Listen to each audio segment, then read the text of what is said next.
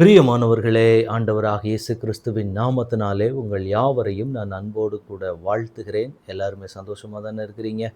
ஆண்டவருடைய சமூகத்திலே கர்த்தர் உங்களை என்ன நோக்கத்திற்காக முன்குறித்திருக்கிறார்? இல்லை நீங்கள் செய்யக்கூடிய சில காரியங்களை இந்த உலகம் ஏற்றுக்கொள்ள முடியாத ஒரு நிலைமை. நீங்கள் கடந்து போகிற பாதையில் போகிற சில மனிதர்கள் அதை ஏற்றுக்கொள்ளுவது இல்லை. ஆண்டவர் என்னை என்ன நோக்கத்திற்காக தான் வைத்திருக்கிறார் என்று சொல்லி ஆண்டவருடைய பாதத்திலே காத்திருக்கிற தேவனுடைய பிள்ளைகளே, ஆண்டவர் இந்த நாளிலே உங்களுக்கு ஒரு வார்த்தையை சொல்ல விரும்புகிறார். நான் கடந்து போகிற பாதையிலே என் தேவன் எனக்கு கிருபைகளை கொடுத்திருக்கிறார், தாளந்துகளை கொடுத்திருக்கிறார். ஆனால் என்ன கர்த்தர் கொடுத்திருக்கிறவைகளை நான் பயன்படுத்துவதற்கான சூழ்நிலையும் பயன்படுத்துவதற்கான காரியமும் இல்லையே என்று சொல்லி போராடி கொண்டிருக்கக்கூடிய உங்களுக்கு தான் கர்த்தர் இந்த நாளிலே ஒரு அழகான ஒரு வார்த்தையை சொல்லி தேவன் உங்களை பலப்படுத்த விரும்புகிறார். வாசிக்கலாம். ஏசாயா தீர்க்கதரிசியின் புஸ்தகம் 61ஆம் அதிகாரத்தினுடைய 6வது வசனத்தினுடைய முதல் பகுதியை நாம் வாசிப்போம். நீங்களோ கர்த்தரின் ஆசாரியர் என்று சொல்லப்படுவீர்கள், உங்களை நமது தேவனுடைய பணிவிடைக்காரர் என்பார்கள். இந்த வார்த்தையை கேட்டுக்கொண்டிருக்கிற எனக்கு அன்பான தேவனுடைய பிள்ளைகளே, நீங்களோ தேவனுடைய ஆசாரியர் என்னப்படுவீர்கள், ஆண்டவருடைய ஊழியர்கள் என்று சொல்லி உங்களை எல்லாரும் சொல்ல போகிற நாட்கள் உங்கள் வாழ்க்கையில் வரப்போகிறது என்று கர்த்தர் சொல்லுகிறார். இந்த வார்த்தையை கேட்டுக்கொண்டிருக்கிற எனக்கு அன்பான தேவனுடைய பிள்ளைகளே, ஆண்டவர் உங்களை முன்குறித்திருக்கிறது. கர்த்தருடைய ஊழியத்தை செய்கிற ஒரு ஊழியக்காரனாக, ஒரு ஊழியக்காரியாக கர்த்தர் உங்களை முன்குறித்திருக்கிறார். அதை தான் இன்றைக்கு ஆண்டவர் சொல்றார். உங்களை பார்க்கிற ஜனங்கள் இவர்கள் தேவனுடைய பணிவிடைக்காரர் என்று சொல்லப்படுகிற நாட்கள் உங்கள் வாழ்க்கையில் வருகிறது. இதுவரைக்கும் நீங்கள் கடந்து போன பாதையில் சில மனிதர்கள் உங்களை புறக்கணித்து தள்ளின சில காரியங்களை நீங்கள் நினைத்து கொண்டிருக்கலாம். ஐயோ, ஒருவேளை நானெல்லாம் இந்த காரியங்களை செய்கிறதற்கு ஒருவேளை தகுதியற்றவனாய் நான் நிற்கிறேனோ அப்படிங்கிற எண்ணங்கள் உங்கள் இருதயத்துக்குள்ள ரொம்ப ஆழமாய் போய்கொண்டிருக்கலாம். கர்த்தர் இன்றைக்கு உங்களுக்கு சொல்லி ஒரு வார்த்தையை பலப்படுத்த விரும்புகிறார். நீங்கள் தேவனுடைய பணிவிடைக்காரராய் இருக்க போகிறீர்கள். நீங்கள் கர்த்தருடைய ஆசாரியராய் நிற்க போகிறீர்கள். அதுதான் தேவன் உங்களை குறித்து வைத்திருக்கிறதான ஒரு மேலான தேவ திட்டம். இந்த வார்த்தையை கேட்கிற எனக்கு அன்பான தேவனுடைய பிள்ளைகளே, கர்த்தருடைய வார்த்தைக்கு நேராக கீழ்ப்படுகிற இருதயம் உடைய உங்களை தேவன் தன் கரத்திலே வைத்து வல்லமையாய் பயன்படுத்துவது அதிக நிச்சயமான ஒரு காரியம். எனவே ஆண்டவர் உங்களை முன்குறித்த காரியங்களை மாத்திரம் நீங்கள் பார்ப்பது நல்லது. மனிதர்கள் என்றைக்குமே தேவ திட்டத்தை ஏற்றுக்கொள்ள மாட்டாங்க. ஏற்றுக்கொள்றதுக்கு மனுஷனுடைய இருதயம் பயங்கரமாக யோசிக்கும்.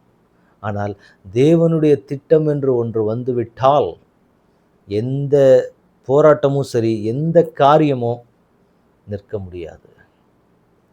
கர்த்தர் செய்ய நினைத்தது உங்கள் வாழ்க்கையில் தடைபடவே படாது. நீங்கள் தேவனுடைய ஊழியக்காரர் ஆகும்படிக்கு கர்த்தரால் முன்குறிக்கப்பட்ட பாத்திரம். அதனால் சில மனிதர்கள் நமக்கு விரோதமான சில காரியங்களை செய்வாங்க. நமக்குரிய ஸ்தானம் என்னங்கிறதே சில மனுஷங்க செய்கிற காரியத்தில், ஐயோ இதெல்லாம் எனக்கு தேவன் முன்குறித்த ஸ்தானம் தானா, இல்லை அதை விட்டுட்டு நான் வெளியில் வந்துட்டேனான்னுலாம் யோசிக்கிற அளவுக்கு சில மனிதர்கள் நம்முடைய வாழ்க்கையில் நடந்து கொள்ளுவார்கள். அப்போ அதை எல்லாம் பார்க்கும்போது நமக்குள்ள ஒன்று தோன்றும், உண்மையாகவே தேவன் என்னை முன்குறித்து தான் வச்சிருக்கிறாரா? ஆண்டவர் நம்மோடு கூட பேசுவார், இடைப்படுவார், நடத்துவார், எல்லா காரியங்களையும் தேவன் செய்வார். ஆனாலும் நமக்குள்ள என்ன ஒரு கேள்வி வரும்னா, இதெல்லாம் ஆண்டவர் தான் உண்மையாகவே செய்கிறாரா? ஏன்னா இருக்கிற சூழ்நிலை, சில மனிதர்கள் செய்கிற நம்மை நடத்துகிற வழிகளை பார்க்கும்போது ஒருவேளை நாம் உண்மையாக நேசிக்கக்கூடிய, நம்ம கனம் பண்ணக்கூடிய சில ஊழியக்காரர்களுடைய நாவிலிருந்தே சில நேரங்களில் நம்மை காயப்படுத்துகிற வார்த்தைகளும் வரலாம். அப்போ நமக்கு தோணும், ஓ இவங்க வாயிலிருந்தே வந்துருச்சு, அப்போ ஒருவேளை தேவன் என்னோடு கூட இல்லையோ, என் தேவன் என்னை முன்குறிக்கவில்லையோ, நான் தேவனுடைய பணிவிடைக்காரியாக நிற்கிறதற்கு நான் ஒருவேளை தகுதி இழந்தவனாய் ஆகிவிட்டனோ அப்படின்லாம் நிறைய நேரங்களில் நம்ம யோசிக்க தோணும். ஆனால் இன்றைக்கு கர்த்தர் அப்படிப்பட்ட ஒரு குழம்பின நிலைமையில் இருந்தீங்கன்னா, கர்த்தர் இன்றைக்கு உங்களுக்கும் எனக்கும் சொல்லுகிற ஒரு அழகான ஒரு வார்த்தை என்னவென்றால், நீங்கள் தேவனுடைய பணிவிடைக்காரர் என்று அநேகரால் சொல்லப்படுகிற நாட்கள் வெகு தூரத்தில் அல்ல, சீக்கிரத்தில் அவைகள் நடக்கப் போகிறதை உங்கள் கண்கள் பார்க்க போகிறது. ஆண்டவர் இன்றைக்கு உங்களுக்கு இந்த வார்த்தையை தான் சொல்லி உங்களை பலப்படுத்த விரும்புகிறார். ஏன் சோர்ந்து போகிறீங்க? நீங்கள் தேவனுடைய ஆசாரியர்கள், நீங்கள் தேவனுடைய பணிவிடைக்காரர்கள். அதை எந்த மனுஷனாலும் மாற்ற முடியாது. ஏன்னா இது பரலோகம் தீர்மானித்தது, இது பரலோகம் உங்களுக்கென்று முன்குறித்த ஒன்று. அதை மாற்றுவதற்கு எந்த மனுஷனுக்கும் அதிகாரம் கிடையாது. ஆண்டவர் யாருக்கிட்டையுமே அந்த அதிகாரத்தை கொடுக்கல. அதனால் தேவனுடைய பிள்ளைகள் சரியாக புரிந்து கொள்ள வேண்டிய ஒன்று, நீங்கள் தேவனுடைய ஊழியக்காரர்களாக கர்த்தரால் முன்குறிக்கப்பட்ட ஜனம். அதை எடுப்பதற்கோ பிடுங்குவதற்கோ எந்த மனுஷனுக்கும் அதிகாரம் கிடையாது. இதைத்தான் ஒரு தேவனுடைய பிள்ளை எப்பொழுதுமே புரிந்து, ஏன்னா அழைப்பு தேவனுடையது, கொண்டு வந்த ஸ்தானம் கர்த்தருடையது. இதை இடையில மனுஷன் உள்ள பூந்து சில நேரங்களில் சில இடைஞ்சல் பண்ண தான் செய்வாங்க. அதை தாண்டி வரும்போது நமக்கு மேலான காரியத்தை செய்து நம்மை கொண்டு கர்த்தர் பெரிய காரியங்களை செய்வது அதிக நிச்சயமாக இருக்குது. எனவே அப்படிப்பட்ட ஒரு கேட்டகரிக்குள்ள தான் நீங்க வந்திருக்கிறீங்க.